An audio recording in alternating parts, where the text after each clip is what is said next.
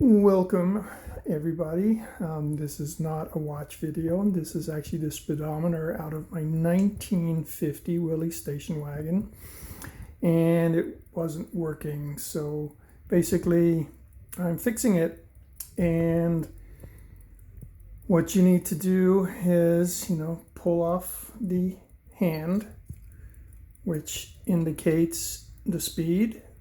You pull off the plate, which is held on by a couple of little rivets that go through those holes here. Then you pull off the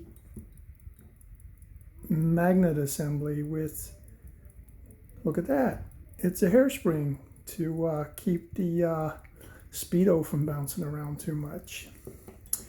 So then you can pull out the gearing. So what happened to this was, let me show you this part. There is a little pinion gear, and that's this piece here, and it runs on a little post, and that post is pinned to this one of these black plates that separates the drum.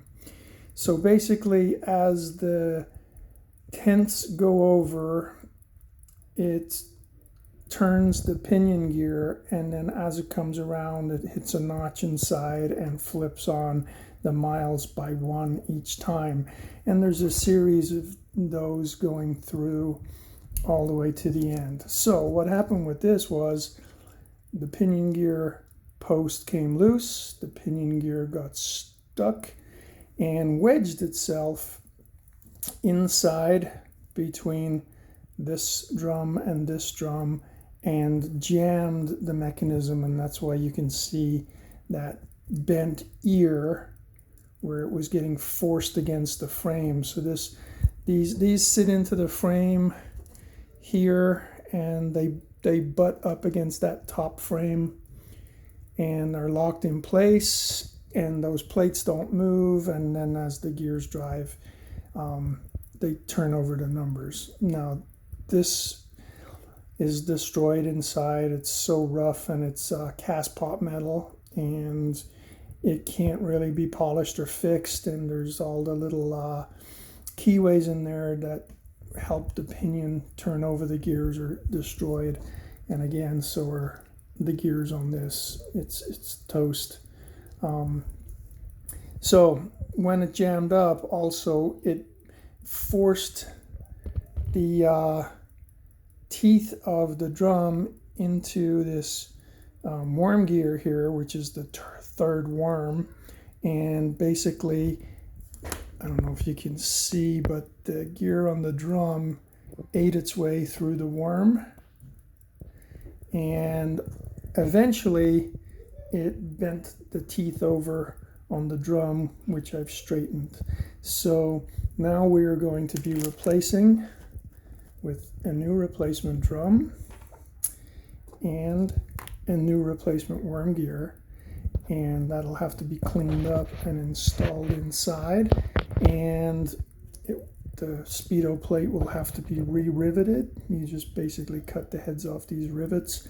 I'll be able to get some black rivets, or some brass rivets, sorry, and paint them black before I install them. And I do have no plans to redo this face, other than maybe wash it with some soapy water gently so I do not lose the numbers, and then rebuild the speedo. And it's got some wave washers, actually very reminiscent of the dial washers in pocket watches. So they keep the tolerance and the end play from floating around too much. So very cool, very